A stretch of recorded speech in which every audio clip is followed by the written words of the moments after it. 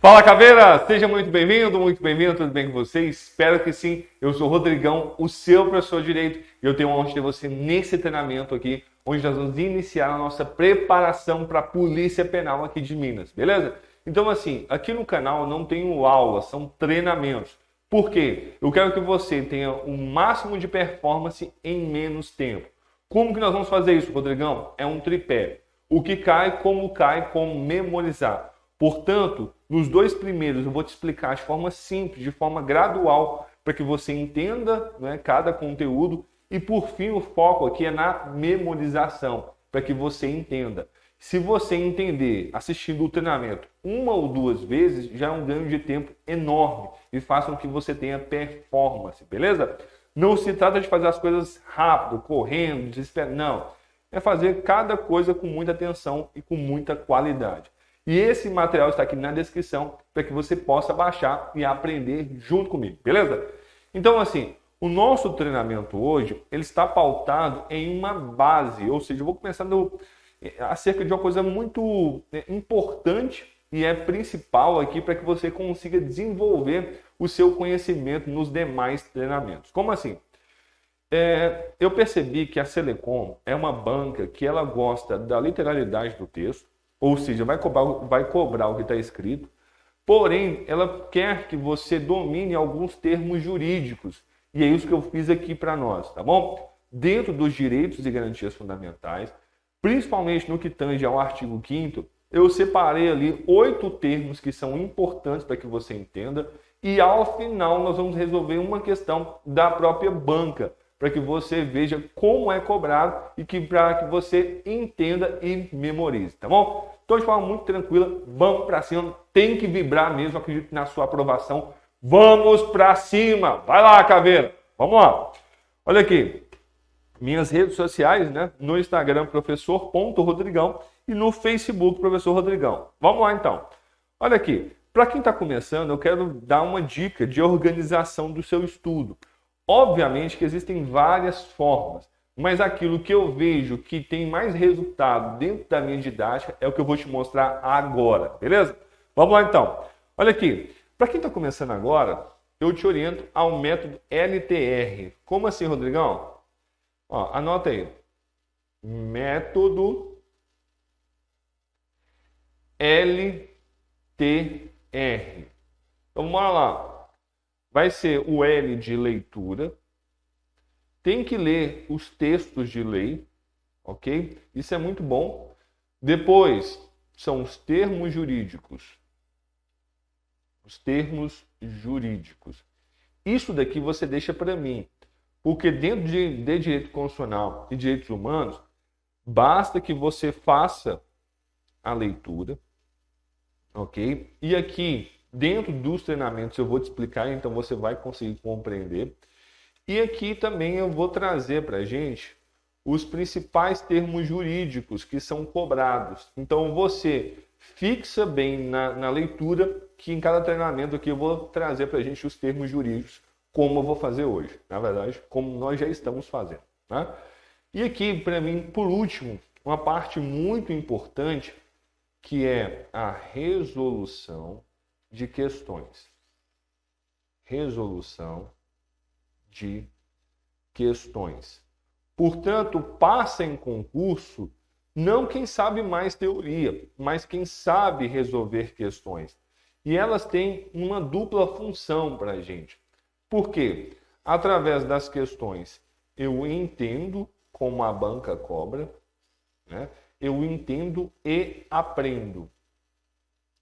Então, depois de fazer a leitura, você vai lá resolver as suas questões e você vai testar aquilo que você conseguiu guardar, tá bom? E além disso, você vai também aprender como que a banca gosta. E, para mim, a segunda coisa também que é muito importante, que é a revisão ativa. Como assim, Rodrigão, revisão ativa? Ó, dentro do processo de estudo, a revisão ela é muito importante. E uma das formas que eu mais gosto, justamente, é através de questões. Existem pessoas que gostam de fazer resumos, gostam de fazer muitos esquemas, Porém, eu entendo que é mais prático e mais eficaz utilizar as questões, porque principalmente as questões impressas, porque ali você vai conseguir destacar, você vai conseguir escrever, você vai conseguir anular itens. Então, dessa forma, você pega o que está aqui dentro da sua cabeça e você consegue colocar para fora através das questões. Isso é uma revisão ativa. Muitos resumos, você está só copiando, você não está nem prestando atenção, tá bom? Já agora as questões fazem com que você esteja no presente. Então vamos para cima, tá bom? Vamos lá. Olha aqui. Dentro dessa parte, como eu comentei com você, os direitos e garantias fundamentais, correto? Então o que nós temos aqui? Vamos lá, de forma bem objetiva.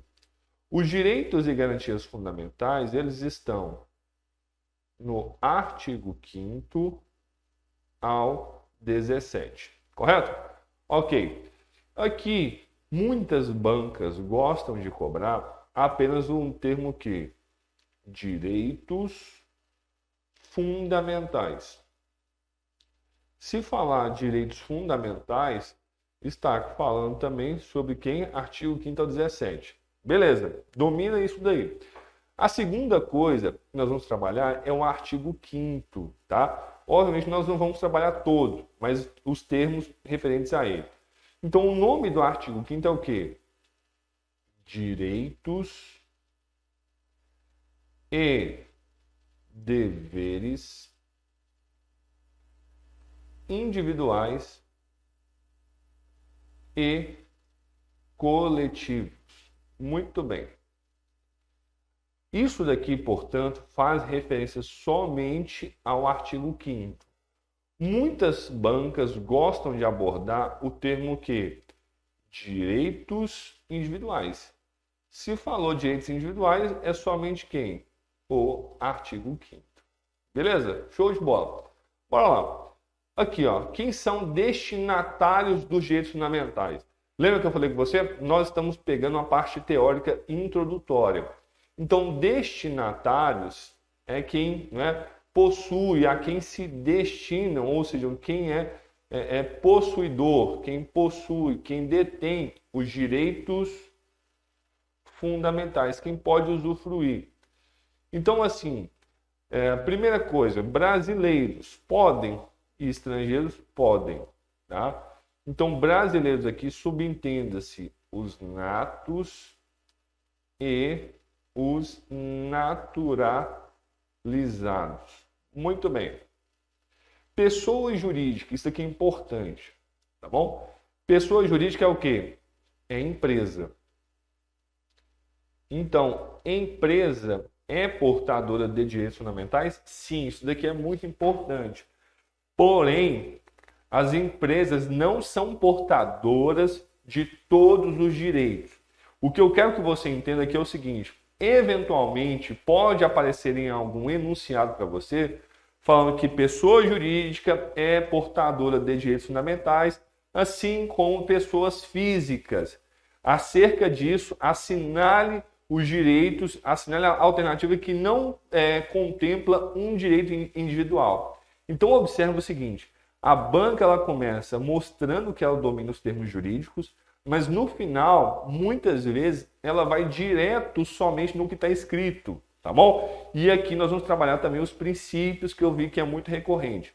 Mas só para que você consiga visualizar, a minha missão aqui nesse treinamento é fazer com que você tenha uma clareza maior acerca disso. Então, deixa nos comentários qualquer dúvida, deixa nos comentários também de onde que você é, beleza? Vamos lá, vamos para cima, caveiras. Então, pessoas jurídicas são portadoras de direitos fundamentais, porém não são de todos. Então, vamos colocar um OBS aqui, ó. OBS. Pessoa jurídica, ou PJ, né? Vamos colocar direto PJ, que é pessoa jurídica, é portadora de direitos fundamentais, vírgula, porém não de todos. Como assim, Rodrigão? Vamos lá, vamos dar um exemplo aqui, ó. pegar aqui de novo, vamos de vermelho? Não, vermelho eu já usei, vamos de laranja agora. Isso.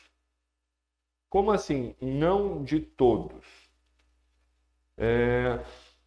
Olha aqui, direitos políticos. Direitos políticos. É um exemplo de direito fundamental que as pessoas jurídicas não podem utilizar. Porque pensa comigo, existe a possibilidade de alguma empresa se candidatar à prefeitura da sua cidade? Aquela empresa X vai ser a prefeita? Não, isso não existe, tá bom? Mas basta frisar o quê? Pessoa jurídica também é portadora de direitos fundamentais? Sim. E eu vou te mostrar agora alguns, beleza? Vamos lá então, galera. Bora para cima. Olha aqui. Exemplo disso. Direito de resposta. Então, se a empresa se sentir desrespeitada por alguém, ela pode acionar na justiça e exigir direito de resposta. A empresa pode ter propriedades, ela pode comprar cadeiras, enfim, equipamentos, outras empresas, tá bom? Sigilo da correspondência, ou seja, ninguém pode violar o sigilo de uma comunicação, o sigilo de um telefonema. Rodrigo, mas como assim? A empresa vai ligar? Não. Mas um funcionário ou dono pode utilizar o telefone que está vinculado com a empresa. Ou então e-mail institucional também. Isso que é sigilo da correspondência. Beleza? Bora lá então.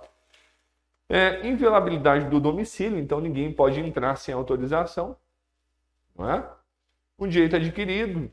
Ou seja, um direito que a empresa conseguiu. Suponhamos que ela conseguiu ganhar uma licitação. A partir do ponto que ela ganhou a licitação, ela já tem um direito adquirido. Portanto, a prefeitura, por exemplo, não pode voltar atrás com aquilo.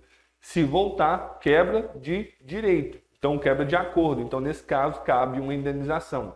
Tá bom? Então, isso aqui é só um exemplo de um direito adquirido e também de um ato jurídico perfeito. Ou seja, quando eles assinam um acordo lá. Beleza? Então, um ato jurídico perfeito geralmente é um contrato. Então, isso daqui também é garantido às empresas. Coisa julgada, ou seja, se a empresa ganhou uma ação ou perdeu, deu trânsito em julgado, não volta atrás, coisa julgada. Então esses são direitos, né, exemplos de direitos que são destinados também às pessoas jurídicas. Tá bom? Vamos lá aqui então, vamos seguindo. Aqui entra a hierarquia das normas jurídicas. O que são normas jurídicas? São leis. Lembrando que nós queremos entender a parte teórica, tá bom? Então aqui você não precisa memorizar tudo, mas eu quero que você entenda qual que é a questão lógica disso daqui, beleza? Então, sobre essa parte de hierarquia das normas jurídicas, quem é que está no topo? É a nossa Constituição Federal de 88. A Constituição, ela é a principal norma que nós temos. As demais leis se derivam da Constituição, isso em âmbito de Brasil, né? Então, por exemplo, os direitos trabalhistas estão todos dentro da Constituição? Não, mas eles se derivam, ou seja, os direitos trabalhistas que foram sendo criados, eles têm que se derivar, eles têm que se basear na Constituição. Por exemplo, a Constituição determina que não pode haver um trabalho semanal superior a 44 horas semanais. Se passar de 44, tem que pagar hora extra. Portanto, eu pergunto para você, pode haver uma outra legislação que fale, por exemplo, possibilidade de trabalho semanal com 50 horas sem indenização? Certo ou errado? Errado. Se a Constituição, que é a norma maior, falou que é 44, se passar de 44, tem que pagar hora extra, não vai haver, né? Ou caso exista, ela será inconstitucional, ou seja, vai contrariar a Constituição e vai ser anulada. Beleza? Então vamos lá, vamos seguindo aqui. Junto da Constituição estão as emendas, ou seja, são coisas que são inseridas, né, depois de 1988. E aqui, o que está abaixo da Constituição, por exemplo, uma lei complementar, uma lei ordinária, um decreto, isso daqui são chamados de normas infraconstitucionais. Tá bom? Então vamos lá. Pode ser de vermelho, de marrom mesmo. Vão ser normas infraconstitucionais. Rodrigão, o que são normas infraconstitucionais? O que está abaixo da Constituição, tá bom? Infraconstitucionais. Agora, o que eu tenho aqui ainda? Ó, aqui nós vamos ter os tratados e convenções internacionais. Então, deixa eu pegar aqui, ó, os tratados e convenções internacionais sobre direitos humanos. Internacionais sobre direitos humanos. E aí, eles vão ser considerados emendas constitucionais? Aqui que está a questão, viu?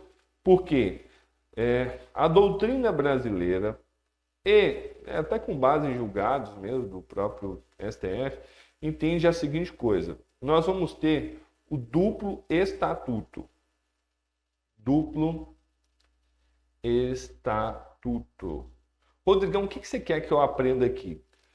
Vamos só retomar. Eu quero que você consiga entender o que é uma norma infraconstitucional, ok? Eu quero que você consiga visualizar que a Constituição é a lei maior e tudo que está abaixo dela, em tese, é chamado de norma infraconstitucional. Por que é em tese? Porque nós vamos ter essa questão aqui do duplo estatuto. Como assim? Se esses tratados e convenções internacionais sobre direitos humanos forem aprovados segundo o rito especial, que é o rito de emenda constitucional, deixa eu pegar aqui, pode ser de roxo mesmo. Então, se for aprovado mediante o rito especial,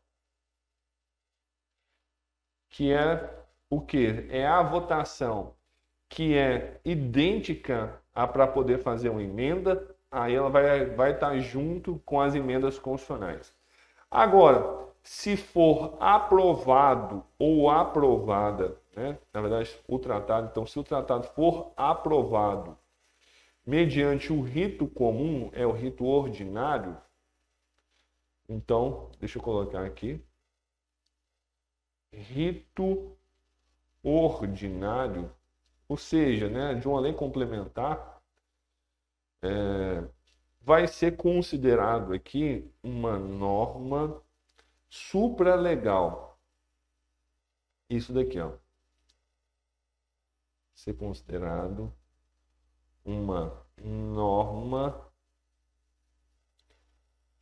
supralegal, ou seja, que está acima das normas infraconstitucionais, ok? Então, em síntese, o que eu tenho aqui, ó, o debate, ou seja, o maioral é a nossa Constituição e as emendas. No segundo ponto, existe a possibilidade de normas supralegais, que é essa parte aqui, referente aos tratados e convenções internacionais sobre direitos humanos que forem aprovados segundo o rito ordinário. E o terceiro ponto aqui, que são essas normas infraconstitucionais, ok? Então, eu quero que você entenda os termos. Rodrigão, eu vou precisar saber se o tratado ele foi ou não aprovado mediante o rito especial, que é de emenda constitucional? Não, você não precisa saber disso. Mas eu quero que você domine os termos do quê? Que a Constituição é a norma maior, depois dela pode haver uma norma supralegal, e abaixo das normas supralegais nós vamos ter as normas infraconstitucionais. Esses são os conceitos que eu quero que você domine, beleza? Portanto, se ficou alguma dúvida, coloca aí nos comentários que eu venho respondendo para você. Show de bola? Bora lá, vamos para cima. Olha aqui, características básicas dos direitos fundamentais. Então, isso aqui é importante, ó. Os direitos fundamentais, eles são rei, viu? Tá, anota aí. Os direitos fundamentais são rei. Rodrigão, não é no plural, não? Não, pode ficar tranquilo que isso aqui é só um mnemônico. Então, o que é isso? Ó, rei. Coloca aí. Isto. O R é de relativo. Olha que top. Isso aqui gosta de cobrar muito em prova e você vai acertar. Olha cá. Relativo. Exemplificativo. Deixa eu só apagar esse ponto ali que eu fiz. Isto. Vamos lá. Vai ser relativo. Vai ser exemplificativo. E os direitos fundamentais, eles têm a aplicação imediata. Então, relativo, não é? Significa que os direitos fundamentais não são absolutos. Não são absolutos. O que não são absolutos? Bora lá. Vou pegar aqui, ó. Eles podem, em algum momento,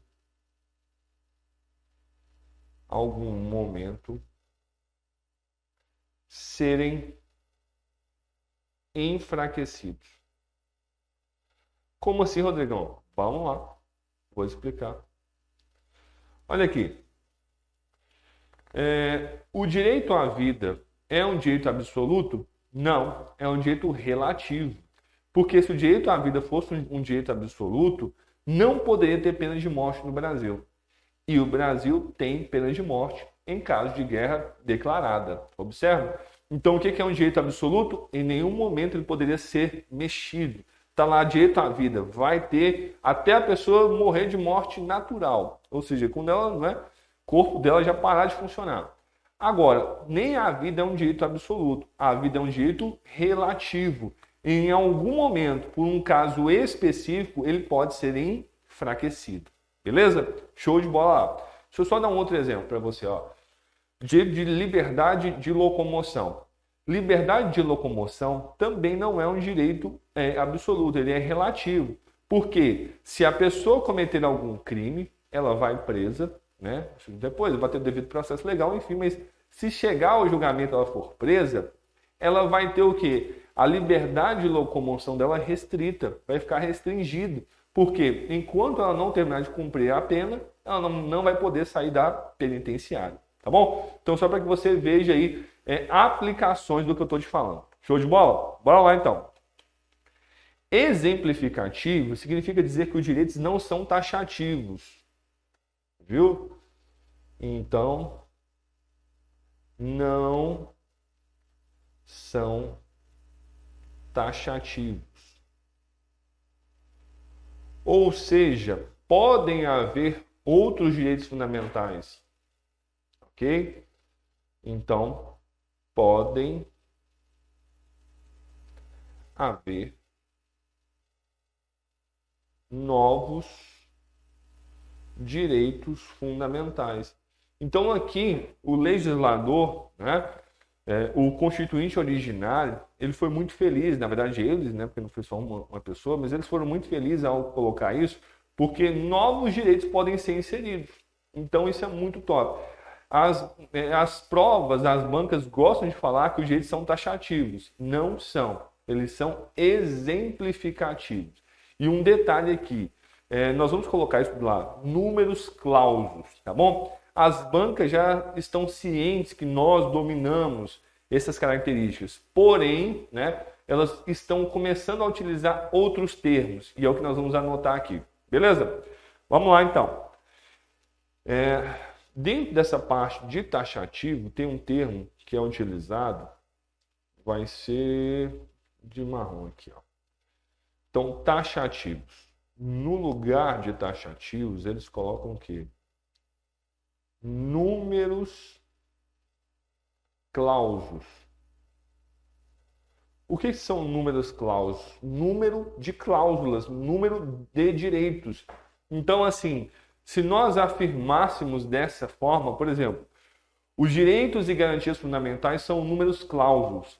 Ou seja, existe um número determinado, um número específico de direitos? Não, não são números clausos, beleza? Números clausos é a mesma coisa que taxativo. e não são relativos, beleza? Só quero frisar aqui uma coisa, existem outras características dos direitos fundamentais, mas eu estou pegando aqui o suprassumo, ou seja, o que é mais importante. Não quer dizer que nós não vamos estudar as outras, mas eu estou pegando aqui a base, beleza? Show de bola, bora lá, tem que vibrar, viu? Vamos para cima. Olha aqui, então os direitos fundamentais também, eles têm a aplicação imediata, ou seja, eles não precisam, né? Deixa eu só colocar o termo que mais aparece aqui, ó. Não precisam de aplicação imediata. Então, o que é imediata? É que haveria a necessidade de ter uma lei para efetivar os direitos. Então, nesse caso aqui, ó, os direitos fundamentais só de estarem na Constituição Federal de 88, né, podem ser usados. Então, nesse caso aqui, o que significa isso na prática para a gente? É a mesma coisa de falar o seguinte: o direito está lá, não precisa haver uma lei para regulamentar aquilo ali. Então, você já pode utilizar, portanto, a aplicação imediata. Só que na hora da prova, como eles querem trocar termos, eles vão colocar o quê? Aplicação imediata. E aí está errado, ok? Então, observa esses três termos aqui junto comigo. Ó, primeiro que você vai memorizar o rei, né? Então, qual que é o rei? Falei? Relativo, boa. Exemplificativo e o último qual que é? Imediata, isso mesmo. E o que nós temos que memorizar que são ao contrário? Deixa eu pegar aqui, ó. Então, os direitos não são absolutos. Os direitos não são taxativos. E eles não têm aplicação imediata. Eles não têm aplicação imediata. Eles têm aplicação imediata. Beleza? Por isso que eu falo com você, ó. Os direitos e garantias são rei. Relativo, exemplificativo, imediato. Show de bola. Vamos avançando aqui, ó. Agora sim, em relação aos princípios. Então, eu peguei a síntese pra gente, tá bom? Então, os princípios é o quê? É da onde se originam os direitos. Então, o primeiro princípio aqui, uma das coisas mais importantes que nós temos, é o princípio da igualdade ou da isonomia, tá bom? Igualdade e isonomia estão presentes em vários incisos do artigo 5º. Homens e mulheres são iguais de direitos e obrigações nessa Constituição, inclusive no CAPT também, todos são iguais perante a lei, sem distinção de qualquer natureza, ok? Então, isso que é o que? Igualdade. Tá? Igualdade, portanto, é a mesma coisa que isonomia. Só que nós vamos ter a igualdade formal, e anota isso daqui pra gente, ó. Vamos lá. Igualdade é ser tratado de forma... engraçado isso aqui, importante. Igualdade é ter a mesma condição de direitos, mas isso não significa que vai ser tratado da mesma forma. Observe isso daqui, anota aí. Igualdade é ter a mesma condição de direitos, porém não é ser tratado da mesma forma. Exemplo disso, fila preferencial. A fila preferencial, ela garante o direito, porém ela diferencia as pessoas. Então, um exemplo disso foi uma certa vez que eu precisei levar o meu pai no banco, e aí o meu pai já é idoso e ele não consegue ficar muito tempo em pé. Portanto, diferenciou meu pai e criou uma fila para preservar o direito dele de ir ao banco ou, por exemplo, de pagar uma conta numa casa lotérica, da mesma forma uma gestante, né? Então, observe isso daqui. A isonomia, a igualdade, é em relação à utilização do direito. Agora, não significa que as pessoas vão ser tratadas da mesma forma. Por isso que dentro da isonomia tem um negócio chamado de desigualação dos desiguais, que é o que eu vou anotar para você, beleza? Então, já deixou seu like aí? Deixa o like aí, vamos embora, vamos para cima, tá bom? Então, ó, Dentro da isonomia, nós vamos ter um negócio chamado de desigualação dos desiguais. Desigualação dos desiguais. O que significa afirmar isso daqui, ó? Eu vou diferenciar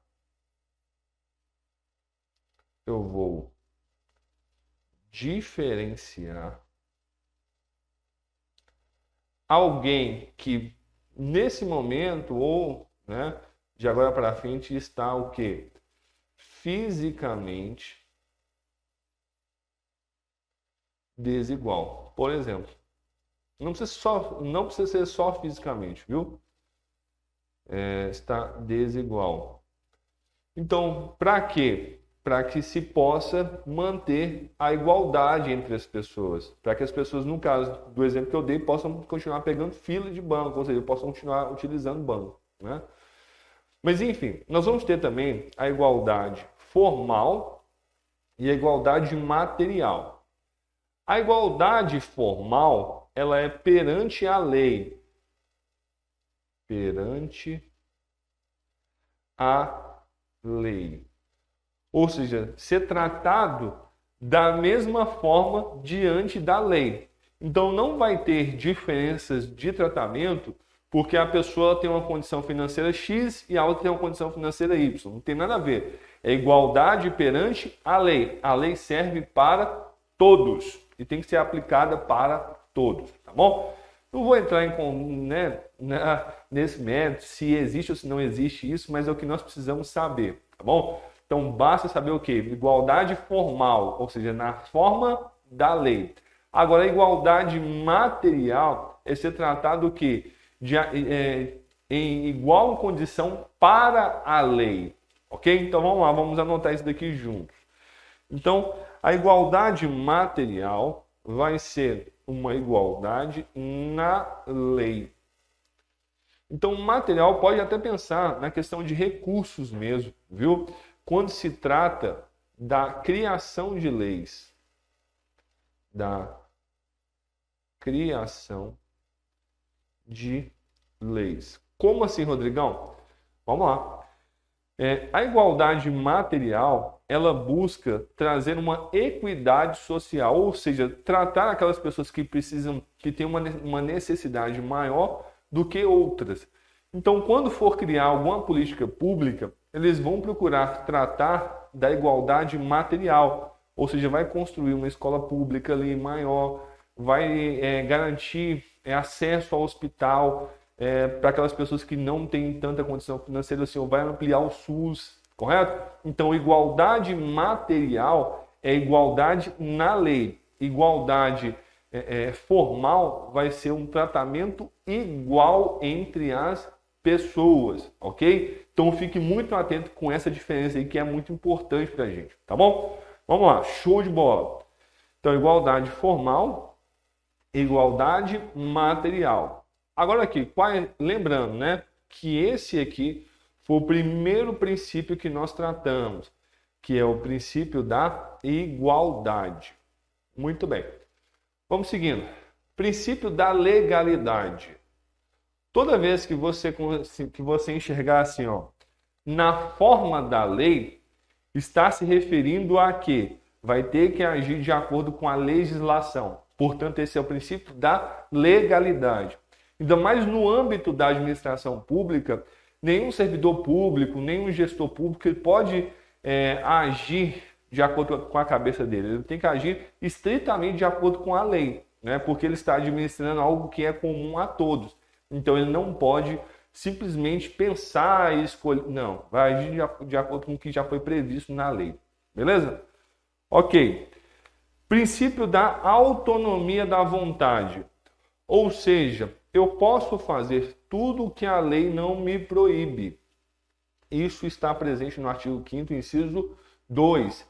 Se falar para você de autonomia da vontade, ou seja, você pode fazer o que a lei não proíbe. Então, um exemplo clássico disso. Você parou o seu carro, onde não é proibido parar e estacionar, e um policial manda você tirar o carro de lá, o que acontece? Você não é obrigado a fazer isso, ok? Porque você não está contrariando a lei. Isso quer chamar de quê? De autonomia da vontade. Porém, lembra que os direitos eles não são absolutos, eles são relativos? Então, ele pode justificar para você que eles estão fechando aquela rua ali porque vai ter algum determinado evento, vai passar, sei lá, uma figura pública. Enfim, eu só quero que você entenda que os direitos eles não são absolutos, eles são relativos. Mas nesse caso aqui, primeiro se apela ao princípio do quê? Da autonomia da vontade. Você pode fazer tudo que a lei não proíbe. Beleza? Bora lá.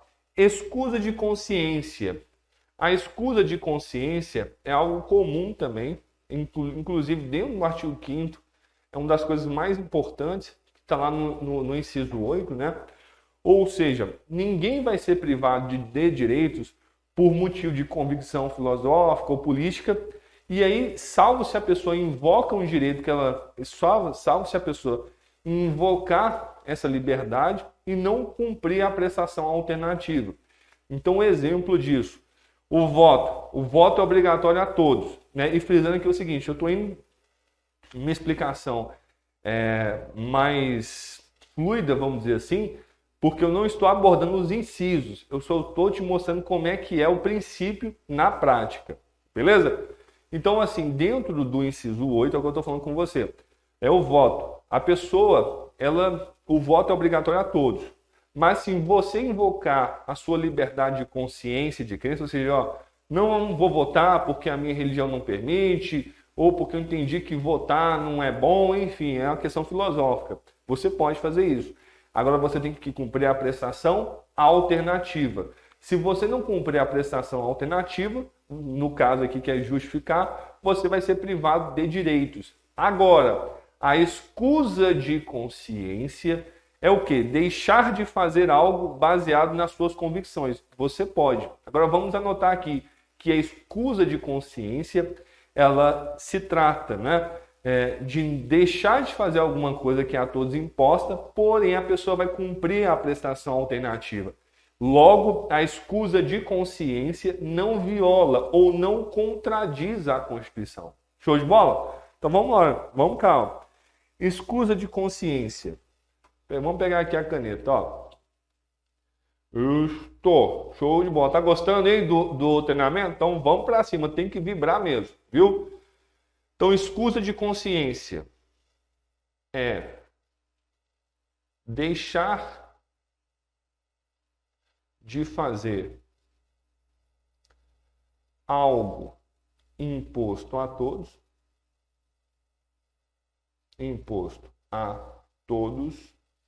e o que? Ele vai cumprir a prestação alternativa. Muito bem. Outra coisa, o princípio da ubiquidade ou inafastabilidade do poder judiciário. Então, o que é a ubiquidade da justiça, né? Ou seja, o poder judiciário ele vai estar sempre presente. Você sempre vai poder acessar o poder judiciário naquilo que você acha que você foi lesado ou que você está sendo prejudicado ou prejudicada, tá bom? Então, esses são termos jurídicos que eventualmente a banca gosta para que ela entenda, né? Para que ela possa complicar um pouco mais. Só que eu estou te mostrando que isso aqui é muito simples, tá bom? Então, ubiquidade da justiça ou inafastabilidade do poder judiciário, você pode acessar a justiça todas as vezes que você quiser. Não vai ter nenhuma lei que vai te impedir de fazer isso, beleza? Então, pegue as referências que eu estou deixando para a gente. Vamos lá. Outro princípio, ó, princípio do juiz natural. Ou seja, isso daqui é para evitar abuso de autoridade. Ninguém vai ser processado nem sentenciado senão pela autoridade competente. Então é o juiz natural, ou seja, quem tem atribuição para aquele tipo de conduta que vai fazer. Tá bom? Exemplo, vamos lá. Tem como um guarda de trânsito, né? No caso nosso daqui em Montes Claros chama a MC Trans. Tem como um guarda da MC Trans chegar para você e falar assim: está preso e condenado a 30 anos de prisão, ele pode fazer isso? Não, ele não tem competência, ou seja, ele não tem atribuição para aquilo ali. Então, isso é para evitar abuso de poder, princípio do juiz natural. Beleza? Bora lá. Esse aqui é bem interessante também, que é o princípio é hoje, né? Princípio da ampla defesa. Ou seja, na ampla defesa, você vai poder utilizar, aqui na verdade, é se defender, né? É se defender. Todo mundo que está sendo processado ou que está processando, tá bom? Então você ou se defender ou acusar também, né? Você vai poder usar o contraditório,